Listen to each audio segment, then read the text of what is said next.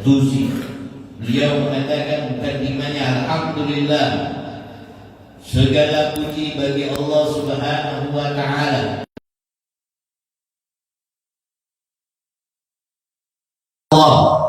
dengan kebesaran Allah dan dengan maha kuasanya Allah Subhanahu wa ta'ala, ahsana tadbiril kainat, yang dengan keagungan Allah Subhanahu wa ta'ala mengatur ahsana tadbiril kainat, mengatur sebaik-baiknya alam semesta ini. Jadi alam semesta ini diatur oleh Allah Subhanahu wa ta'ala. Allah yang mengaturnya. Waktu diatur oleh Allah.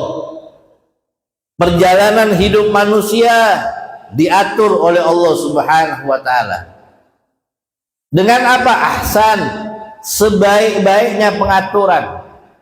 Jadi kalau orang yang beriman, dia akan melihat aturan Allah tersebut, sehingga dia tidak mampu mengatur alam semesta ini, dan tidak ada yang bisa mengatur alam semesta ini. Tidak ada pula yang bisa mengatur takdir manusia itu, baik manusia itu sendiri ataupun orang lain. Nggak ada yang bisa ngatur. Besok kita akan berbuat apa yang akan kita alami, bagaimana keadaan pagi kita di esok hari, bagaimana keadaan siang kita di siang hari, keadaan sore kita di sore harinya, keadaan malam kita. Nggak ada yang bisa ngatur terkecuali Allah Subhanahu wa ta'ala, sekecil apapun. Jadi kalau manusia berpikir bahwa dia ini berada di dalam aturan Allah, sekecil apapun gerak-gerik kita ini sudah diatur oleh Allah Subhanahu wa ta'ala. Dan aturan Allah ini Allah atur sebelum manusia itu tercipta di alam dunia ini.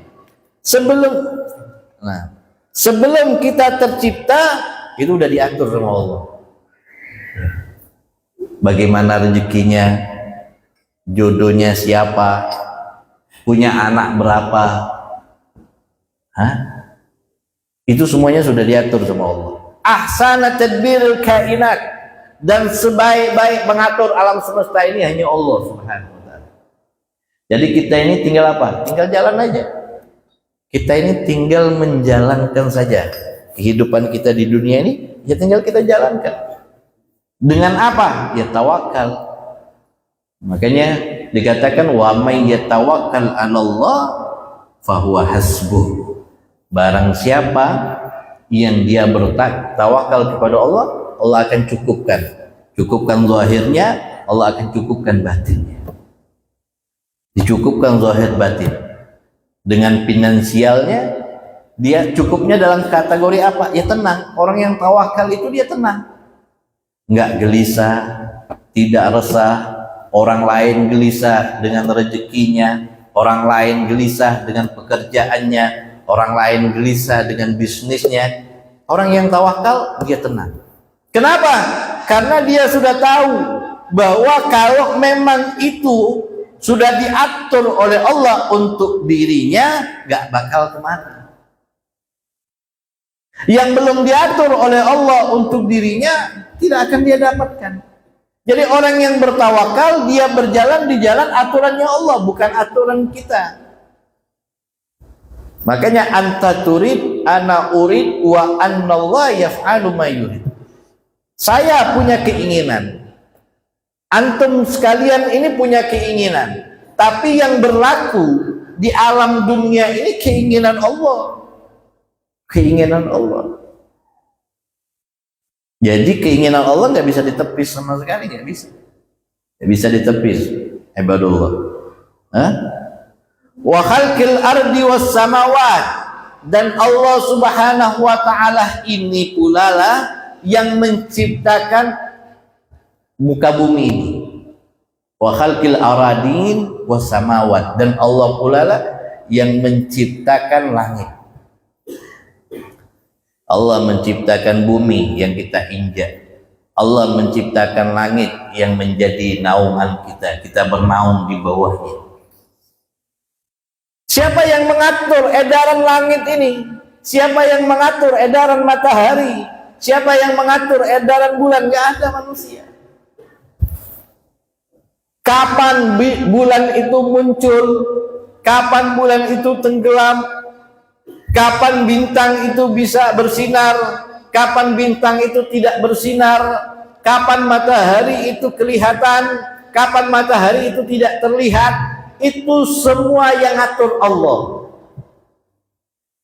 Artinya apa? Kita dilihatkan ini semua agar tertanam di dalam hati kita, tidak ada yang maha hebat di alam dunia ini terkecuali Allah. Jadi jangan menuhankan selain Allah, jangan menganggap hebat sesuatu selain Allah. Yang hebat hanya Allah, yang berkuasa hanya Allah, yang mampu hanya Allah. Dan kita manusia kecil. Kita manusia kecil. Kita saja diatur sama Allah, kita diatur sama Allah. Tidur, contoh kecilnya sajalah. Tidurnya kita diatur sama Allah. Makannya kita diatur sama Allah. Ada orang-orang yang dia merasa dia mengatur dirinya. Saya makan pagi jam sekian. Saya harus makan pagi jam 7 seandainya. Jam 7 saya harus makan pagi. Dia atur. Ya. Tiba-tiba dia rajin ke masjid. Ya, contoh di Maninjau lah. Rajin ke masjid Maninjau. Setiap subuh ada pengajian di masjid Maninjau. Setelah pengajian ada makan pagi. Makan paginya jam 6 lewat setelah isyarat. Hitunglah makan paginya jam setengah 7. Yang tadinya dia atur makan paginya jam 7 karena dia berada di masjid Maninjau, mau tidak mau dia makan paginya jam setengah 7. Siapa yang ngatur? Allah. Berubah nggak aturan makannya? Berubah aturan makannya. Begitu juga orang tidur. Oh, saya jam 9 malam harus tidur. Tapi kalau Allah belum menidurkan dia aja nggak bisa tidur. Di kasurnya dia gelisah, mikirin ini, mikirin itu, yang nggak harus terpikirkan, terhayalkan. Matanya pejam, matanya merem. Tapi apakah dia tidur? Belum tentu tidur. Gelisah dulu, bolak-balik ke kanan, balik ke kiri, sampai akhirnya sadar tanpa disadari, tiba-tiba wakar sudah bunyikan lonceng aja, ting ting ting ting ting ting ting ting, ternyata udah jam 12 malam. Padahal dia ngatur dirinya tadi itu tidur harus jam 9.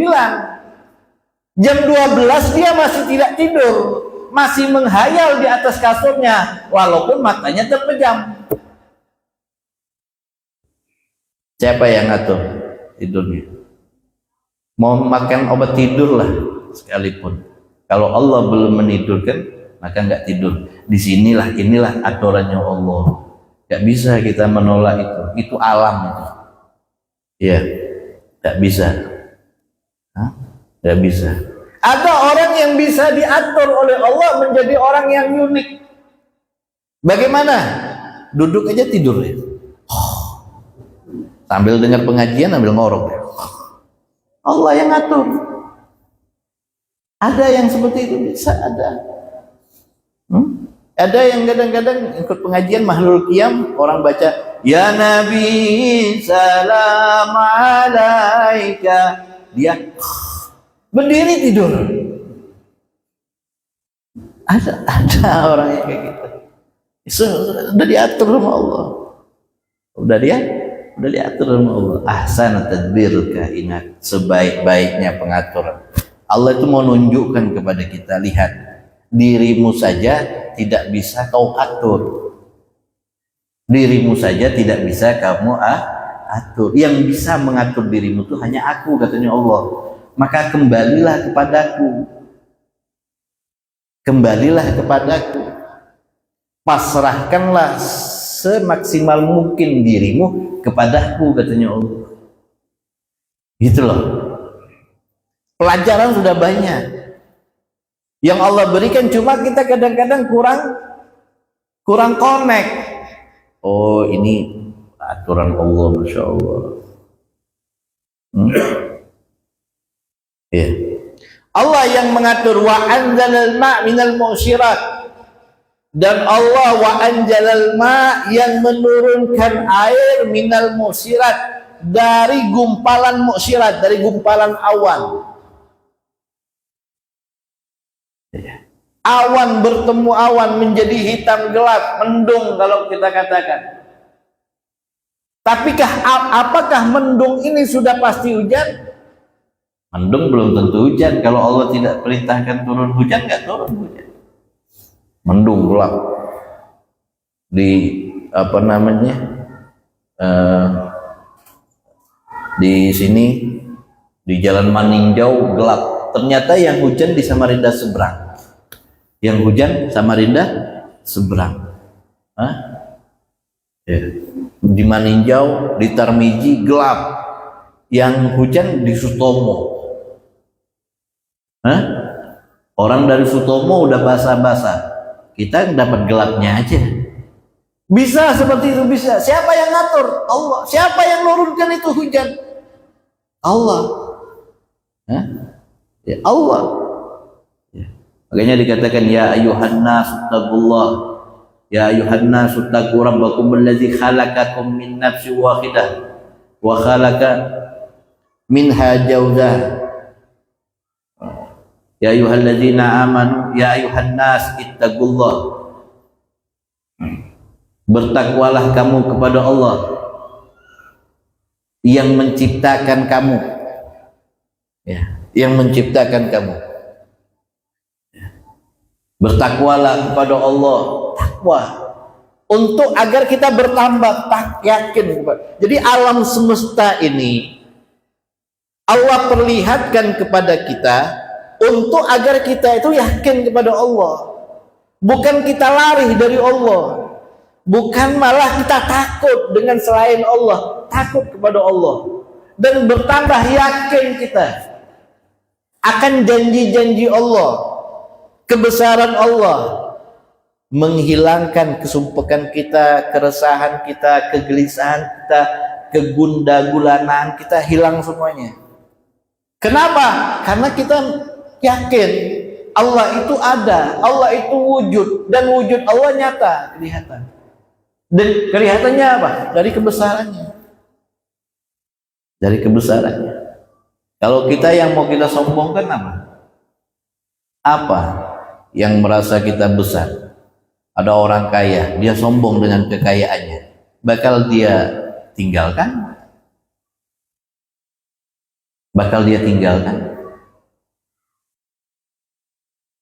Pejabat sombong dengan jabatannya, punya batas waktu, dia menjabat. Hah? Jadi PNS punya batas waktu, sampai berapa lama dia menguasai jabatannya itu. Oh, saya kerja di pemerintahan 60 tahun, 58 tahun, 60 tahun, dia pensiun, harus pensiun dia. Ada batasan, tetapi kebesaran Allah nggak ada batasan. Dan anugerah Allah tanpa batas. Anugerah Allah tanpa batas. Itu yang harus kita sadari, bahwa jangan pernah takut. Hidup di alam semesta ini jangan pernah takut. Selama kita bersama Allah, maka Allah akan melihat kita. Ya. Kita bayangkan saja ya. Sebentar lagi ini kan Zulhijjah. Ini kita berada di Zulqa'dah. Sebentar lagi Zulhijjah. Zulhijjah orang berbondong-bondong melaksanakan ibadah haji ke Mekah. Dulu di zamannya Nabi Ibrahim, di zamannya Nabi Ibrahim itu Mekah tidak ada penghuni, bukan kota yang istimewa. Di zaman Nabi Ibrahim, kota yang menakutkan, yang menyeramkan itu Mekah, sehingga tidak ada satupun manusia yang tinggal di situ. Kenapa? Nggak ada air, nggak ada kehidupan, nggak ada makanan, nggak ada. Kosong melompong, itu kota Mekah di zamannya Nabi Ibrahim. Hah? Ya. Makanya dikatakan Zizar'in, tempat yang sama sekali tidak ada orang yang berpikir mau tinggal di situ. Jangankan mau tinggal, berpikir mau menempati situ nggak ada. Bahkan dikatakan berpikir mau lewat saja, mau lewat ke kota Mekah itu nggak ada. Perjalanan itu kalau dari Madinah ke Sam itu kalau jalan motong lewat Mekah lebih dekat. Melewatin kota Mekah itu lebih dekat. Tapi orang lebih memilih memutari, mengelilingi, tidak melewati kota Mekah. Dari kota Madinah mau ke kota Sam, itu orang Madinah itu harus mutar dulu, cari jalan yang jauh, baru ke kota Sam, baru ke Sam. Itu mau menuju ke Sam. Padahal kalau dia motong lewat Mekah bisa. Jadi orang mau berpikir ngelewatin situ saja tidak. Ya. Akhirnya Allah memberikan berbagai macam sebab. Allah memberikan berbagai macam sebab di dalam rumah tangganya Nabi Ibrahim.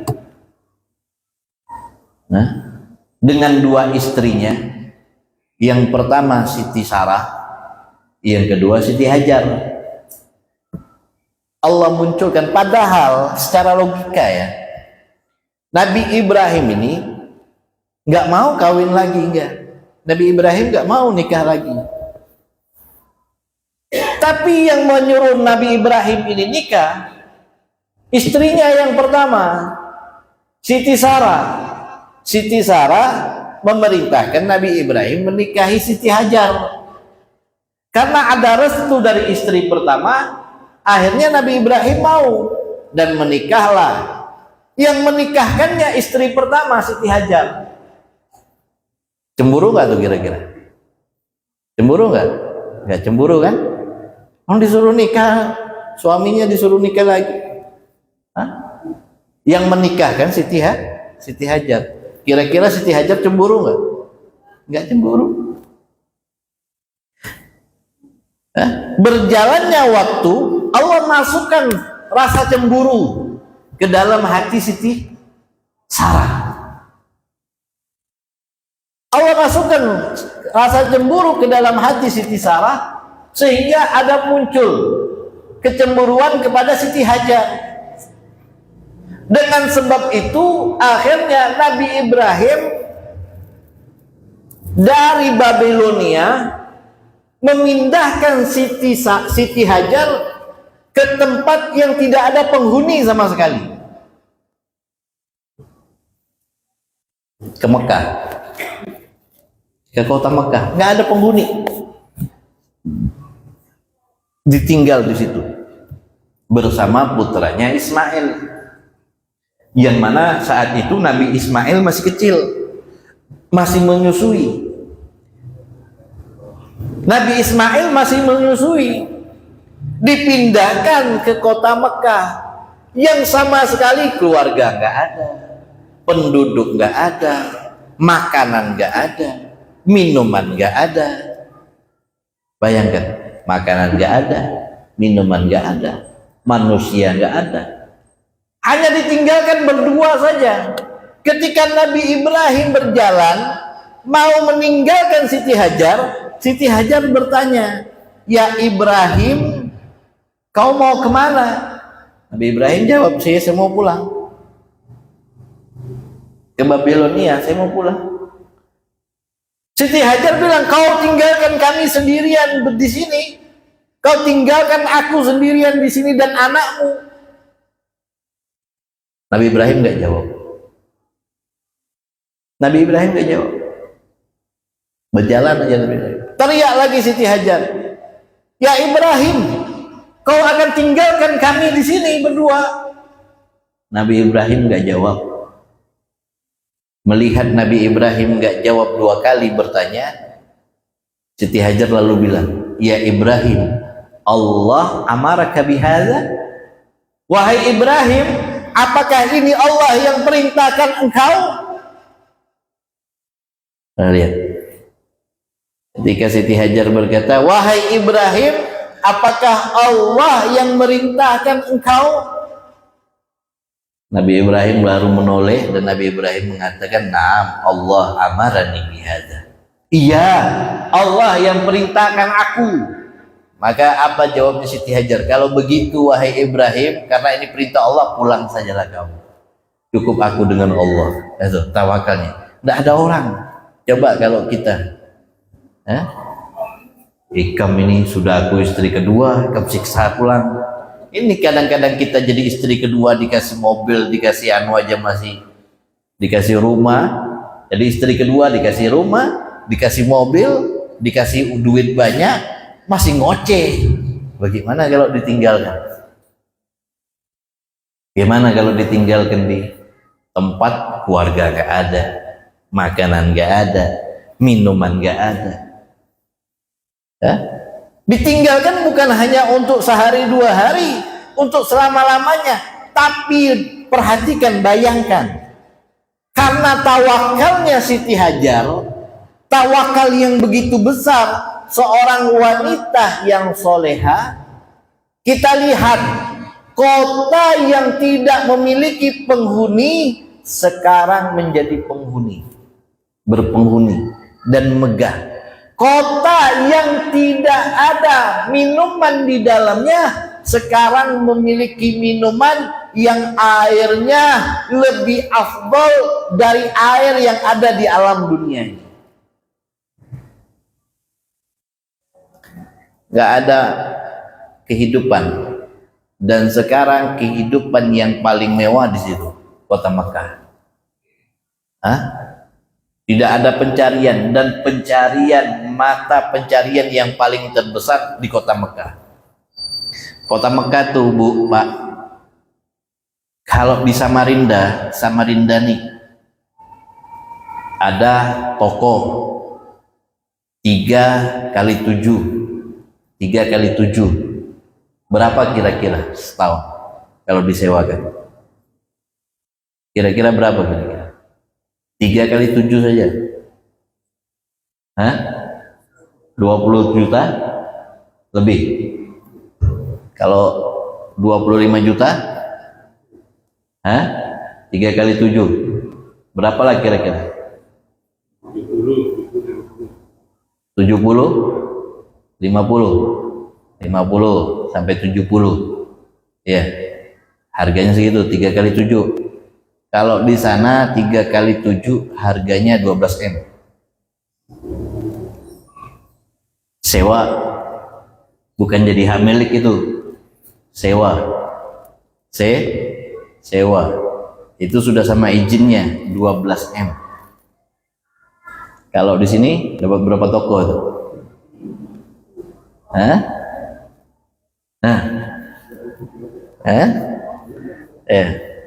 Bisa berkali-kali toko. 12 M itu sewanya doang.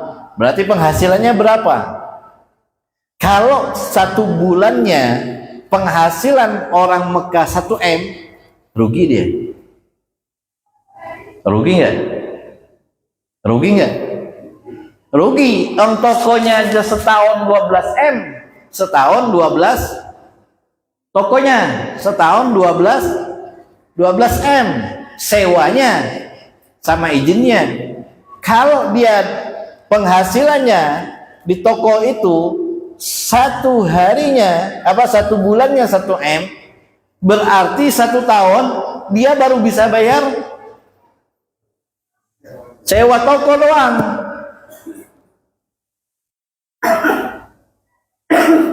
Setidaknya dia 1 bulan harus menghasilkan 2 M. Ya. Dan orang Mekah itu nggak ada yang turun ke toko. Rata-rata anak buahnya semua, pekerja semua. Itu bayangkan, dari daerah yang tidak ada orang berpikir untuk tinggal di situ, menjadi daerah yang usahanya. Saya punya teman itu yang punya Grapari, Telkomsel Indonesia. Telkomsel ada di situ, ya. Itu petakannya kecil, ya sekamar inilah segini. Itu sewanya 22 M, ya sekamar ini, ya untuk Grapari itu di situ, di tower Jam-Jamnya. Bayangkan, ya. Tapi 2 tahun dia usaha di situ, Grapari ini, teman dia kerja sama Telkomsel atas nama dia. 2 tahun dia kerja di situ, dia bisa beli rumah di Jakarta harga 46 M. Beli rumah di Jakarta, dan yang baca doa selamatnya saya. Itu. Bayangin tuh. Jadi Mekah sekarang menjadi makmur, Mekah sekarang menjadi. Kenapa ini diceritakan? Karena ingin menggugah kita bahwa kalau kita bertawakal kepada Allah, gak ada yang sia-sia. Gak ada yang sia-sia, gak ada yang sia-sia. Tawakal saja sama Allah. Serahkan sepenuhnya kepada Allah. Maka bukan berarti tawakalnya kita nggak usaha, berdiam diri, enggak. Tawakal harus usaha. Siti Hajar betul bertawakal kepada Allah. Siti Hajar berkata kepada Nabi Ibrahim, tinggalkan saja aku wahai Ibrahim, dan aku yakin Allah tidak akan menyia-nyiakan kami. Tawakal ini Siti Hajar. Tetapi bukan berarti Siti Hajar berdiam saja, enggak. Siti Hajar berusaha ketika ingin minum mencari mata air. Mencari mata air. Pergi ke barat, pergi ke timur, berjalan kembali lagi ke barat, kembali lagi ke timur. Untuk apa? Mencari mata air, dan akhirnya Allah Subhanahu wa Ta'ala menimbulkan yang namanya air Zam-Zam. Menimbulkan air Zam-Zam. Apakah timbul dengan begitunya saja? Enggak, usaha dulu. Artinya apa? Kamu ini usaha saja. Jangan pernah takut. Jangan pernah takut dengan usaha. Selama kamu berusaha, hasilnya tawakalkan kepada Allah. Kalau usaha hasilnya tawakal kepada Allah, maka insya Allah hasilnya akan murni dan berkah. Ya, berkah. Tapi kalau sudah hasilnya bukan dengan tawakal, akan dapatnya susah dan gelisah. Orang kalau buka toko, itu ada embel-embelnya dukun, gak tenang dia. Ada embel-embelnya dukun, gak tenang deh. Tapi kalau betul-betul pasrah, takwa, berjalan lancar. Ya. Wa anjal ma' minal mu'sirat, dan Allah Subhanahu wa Ta'ala yang menurunkan air dari gumpalan awan. Wa ansa al-habba wan nabat, dan dari turunnya air tersebut Allah munculkan muka bumi ini habbah, biji-bijian. Allah munculkan biji-bijian, wan nabat, dan tumbuh-tumbuhan. Kita makan pisang, kita makan buah-buahan, pir, semuanya beras, nasi, kita makan. Ini semuanya dari bumi. Siapa yang menciptakan? Allah. Allah yang menumbuhkan. Petani hanya menanam. Dan yang membuahkan hasil Allah, bukan petani itu. Kalau petani ngerasa bahwa dia yang menumbuhkan, maka Allah akan beri siksaan. Siksaannya apa? Datangkan hama, hasil pertaniannya hancur, banjir, sehingga tumbuhnya kurang bagus. Kenapa? Ngerasa tadi. Tapi kalau dia ngerasa bahwa dia ini hanya bekerja dan yang menghasilkan nanti datangnya dari Allah, Allah akan berikan hasil yang baik. Ya, Allah akan berikan hasil yang baik. Wa qadaral arzaq wal aqwat. Wah, ini Allah Subhanahu wa taala bukan hanya mengatur alam semesta ini saja, enggak. Bahkan dengan keagungan Allah, qadaral arzaq wal aqwat, Allah mengatur rezekinya hamba.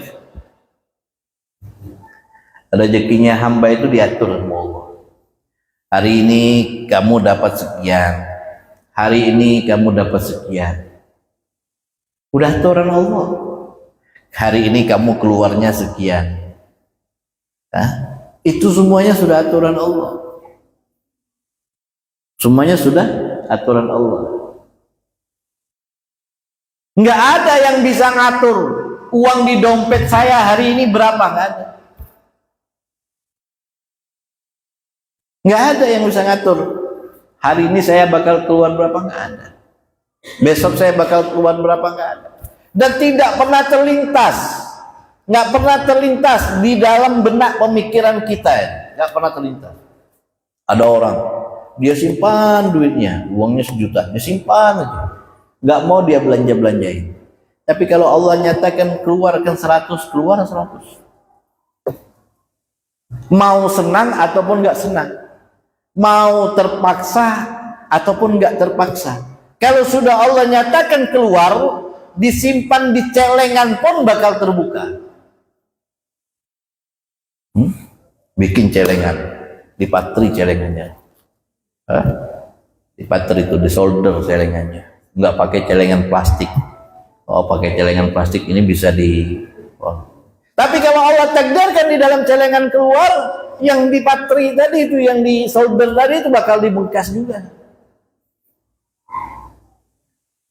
bakal dibengkas. Ya, wa qadaral arzaq.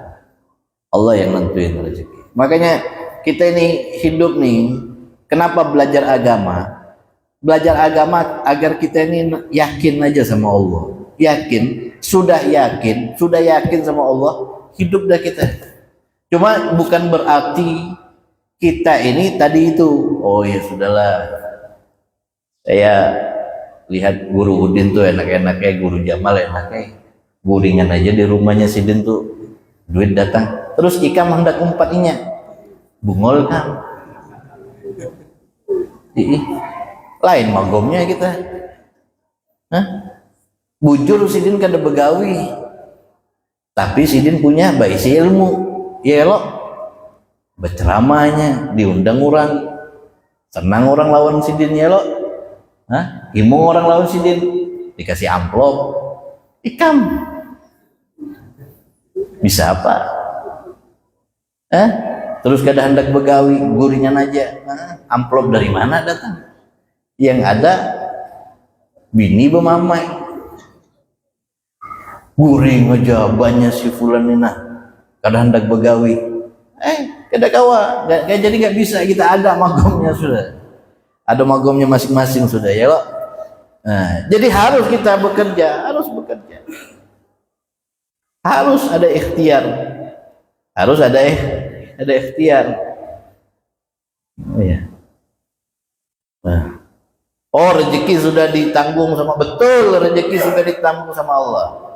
Tapi ingat, Allah nyatakan di dalam ayat ini, innallaha la yughayyir ma biqaumin hatta yughayyir ma bi anfusihim.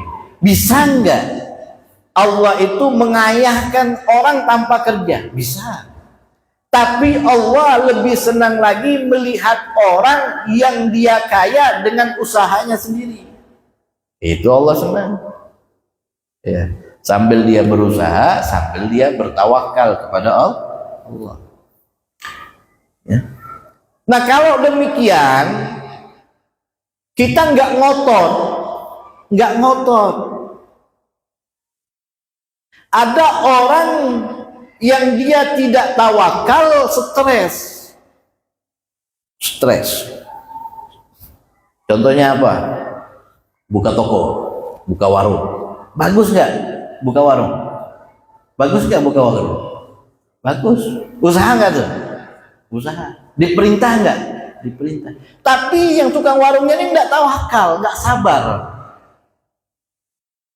Setiap ke rumah guru, tolong bikinkan ajimat buat laris. Wah, bikin ajimat buat laris. Tokonya dindingnya penuh dengan ajimat. Macam-macam, warna kuning digantung, warna putih digantung, warna merah digantung. Mall banget. Wafak, wifik, macam-macam wifik. Coba tanya, hari ini laris berapa? Habis ke barang ikan majang-majang kayak gitu. Daripada macam kayak gitu, bagus majang foto wali berkah. Majang. Ini bipai, gasan penglaris. Penglaris bang. Amun rezeki kada kemana? Kalau memang rezeki itu nggak kemana, iya, macam-macam. Jadi kita tawakal. Sudah buka warung, baca. Sebelum buka warung tuh baca inna anzalna 3 kali, inna anzalna fi lailatul qadr, surah Al-Qadar. Baca itu, baca inna anzalna fi lailatul qadr wa ma adraka ma lailatul qadr, lailatul qadri khairun min. Itu penglaris yang paling ampuh. Ya, itu penglaris yang paling ampuh. Setelah itu tawakal kepada Allah. Nyatakan, ya Allah, ini saya sudah usaha dan Engkau yang memberi rezeki, maka berikanlah rezeki yang terbaik di warung saya. Buka warung, minta rezeki yang terbaik dari Allah Subhanahu wa Ta'ala. Nah, orang-orang yang tidak bertawakal, hatinya mudah sakit, mudah suudzon, berprasangka jelek. Sedikit-sedikit jarsi pulang, tokohku ini diguna-gunai orang, kadada pengunjungnya, bingung juga saya kadang-kadang. Ada orang datang kadang ke rumah, Bib, coba Bang ke toko saya. Ya sudah, kita pergi ke tokonya, kita lihat kondisi tokonya, terus kita lihat keadaan di sekitar tokonya. Kata si Fulan, Bib, toko saya ini dikerjain orang. Ana bilang, bukan dikerjain orang, ente ini salah letak toko. Tokonya di pinggir sawah. Siapa yang mau beli? Jin yang beli. Coba ente cari toko di dekat pasar atau di dekat jalan raya. Ini toko di pinggir sawah, yang gunakan itu siapa? Aneh. Ya, kadang ramput juga kadang-kadang, macam-macam. Ya. Cobalah, kalau sudah rezeki nggak kemana, itu di pasar pagi. Ya, di pasar pagi itu toko emas deret, toko emas semuanya. Apakah rezekinya toko emas A dan toko emas B ini bertukar? Nggak bertukar. Kalau rezekinya toko emas A rame, ya rame.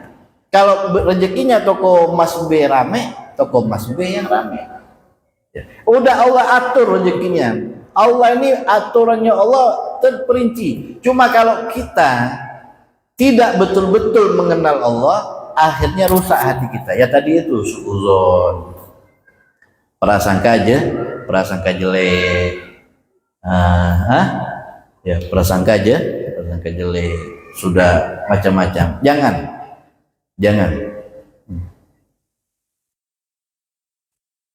Dan kalau ingin murah rezeki, jangan pernah tinggalkan sholat duha, walau 2 rakaat. Baca baca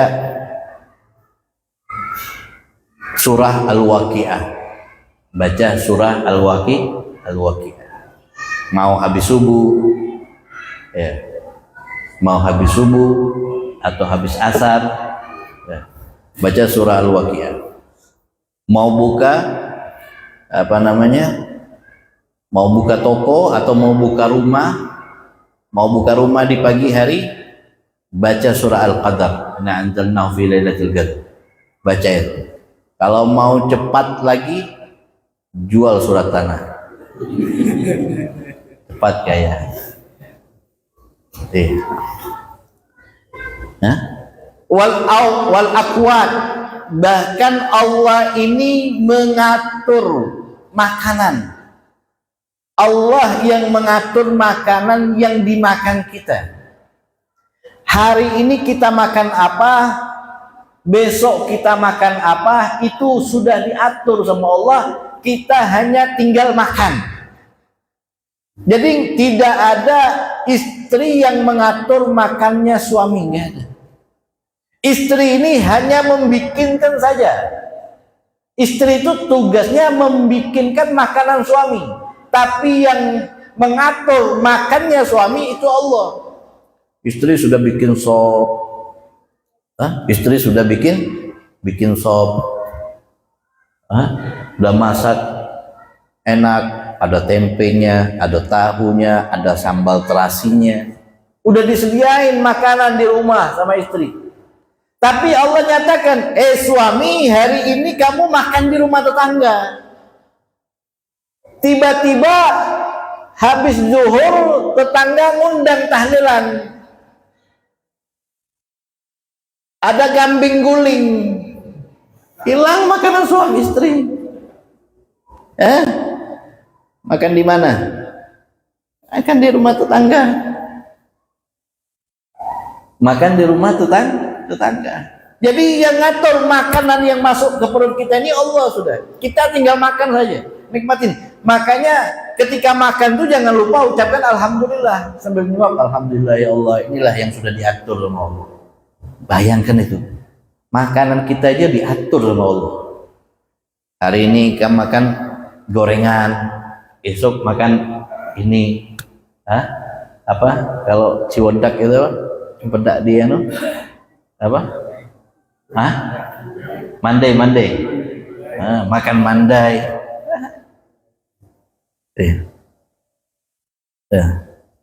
Diatur. Bahkan jam makannya pun tadi sudah kita katakan diatur sama Allah. Jam makan diatur sama Allah. Jadi makanan aja diatur.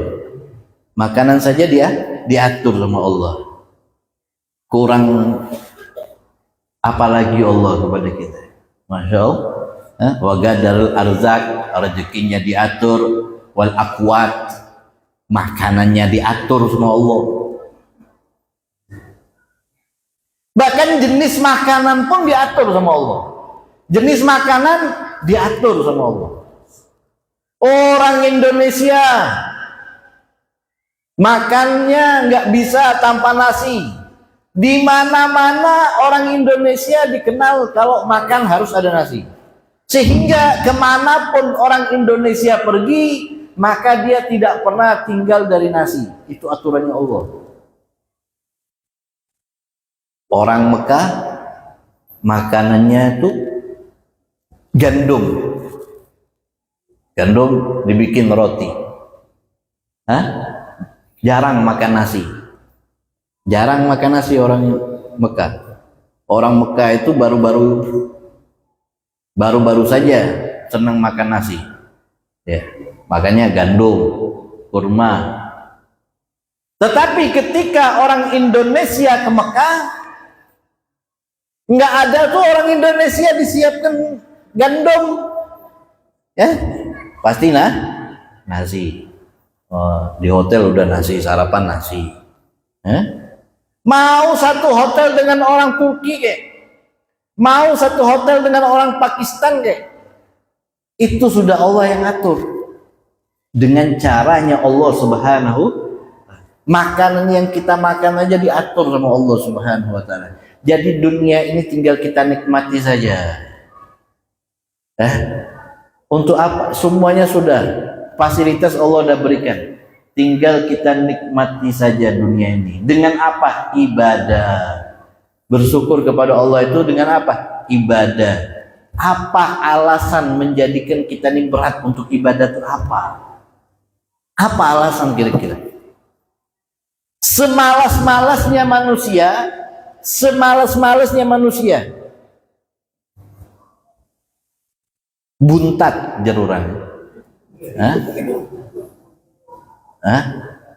Lain bungol Pak, buntat. Buntat ini malasnya manusia. Taunya guring aja. Begawi kada, apa kada? Mati nggak dia? Nggak mati. Makan nggak dia? Makan. Bahkan orang gila sekalipun, orang gila tuh, kita bayangkan orang gila. Saya kadang-kadang ada di dekat rumah tuh orang gila. Kadang-kadang saya lihat dia nih. Ini orang gila. Makan siangnya bagaimana? Siapa yang ngatur makan siangnya? Makan paginya bagaimana? Siapa yang ngatur makan paginya? Makan malamnya bagaimana? Siapa yang ngatur makan malamnya? Kalau bukan Allah, manusia nggak bisa ngatur orang gila. Bisa lah pian ngatur orang gila. Kadang lo, siapa kalau bukan Allah yang ngatur? Dan siapa yang memberikan dia kuat? Ada orang gila yang dia makan dari bak sampah, sehat tapi dia nggak mati. Itu aturan Allah. Jadi tidak ada alasan lagi kita ini tidak beramal. Ketika kita beramal, wasaba 'alal a'mal shalihat, maka Allah memberikan ganjaran pahala kepada kita. Allah yang akan memberikan ganjaran pahala kepada kita untuk amalan baik itu tadi. Ya, beramal. Ya, beramal, berbuat baik.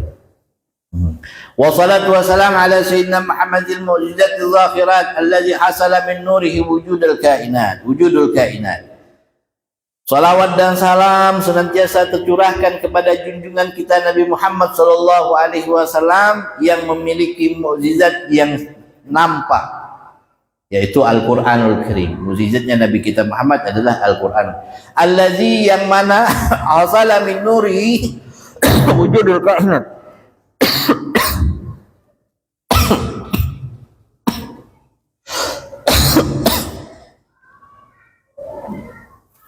Alhamdulillah. Hasala min nuri wujudul kainat. Yang mana dari nurnya Nabi Muhammad sallallahu alaihi wasallam terciptalah alam semesta ini. Alam semesta ini tercipta dari nurnya Nabi Muhammad sallallahu alaihi wasallam. Dan nurnya Nabi Muhammad sallallahu alaihi wasallam tercipta dari nurnya Allah Subhanahu wa taala. Jabir bertanya kepada Nabi Muhammad sallallahu alaihi wasallam, "Ya Rasulullah, bi abi anta wa ummi, ahbirni an awala syai'in halakallahu qabla al-asya." Ya Rasulullah, demi ayah dan ibuku dan demi dirimu, apa yang pertama kali yang Allah ciptakan sebelum Allah ciptakan alam semesta ini? Qala ya Jabir, maka Rasulullah menjawab, "Wahai Jabir, Innallah halaga qablal asya nur nabika Muhammadin sallallahu alaihi wasallam min nuri." Allah menciptakan nur nabimu Muhammad sebelum Allah menciptakan alam semesta ini dari nurnya Allah Subhanahu wa taala. Jadi semua ini bermula dari nurnya Nabi Muhammad sallallahu alaihi wasallam. Nah, intinya daripada pengajian kita malam hari ini Hendaknya kita bertawakal kepada Allah Subhanahu wa taala yang telah memberikan segalanya kepada kita yang tidak mampu dan bisa kita hasilkan dengan jerih payah kita. Datangnya dari Allah Subhanahu wa taala. Mudah-mudahan Allah memberkahi kita dan Allah Subhanahu wa taala mempermudah usaha kita, Allah melancarkan rezeki kita, diberikan rezeki yang halal dan barokah, dan Allah kabulkan setiap hajat-hajat kita dunia dan akhirat, diberikan keistiqomahan di dalam menyembah beribadah kepada Allah Subhanahu wa taala. Amin ya rabbal alamin. Allahumma ya rabbana iktarafna bi annana iktarafna wa annana asrafna ala alladhi asrafna wa tub alaina taubatan tawsil kulli hawb wastur lana al-awrat wa amin ya rawat wa fil walidina rabbi wa mauludina wal ahli wal ikhwan wa sairil khillan wa kulli mahabba wa ziratin aw suhbah wal muslimina ajma' amin ya rabbi asma' fadla wujud al manna la bi iktisabil minna bil mustafa rasulina hadha bi kulli suli sallallahu wa sallam rabbi alaihi adal habi wa alihi wa sahbihi addada tahsisubi walhamdulillahi fil bati wat tanahi hamdan katsiran daima habatin nasain fadli subhana rabbika rabbil izzati amma yasifun wa salamun alal mursalin walhamdulillahi rabbil alamin. Takabbalallahu minkum.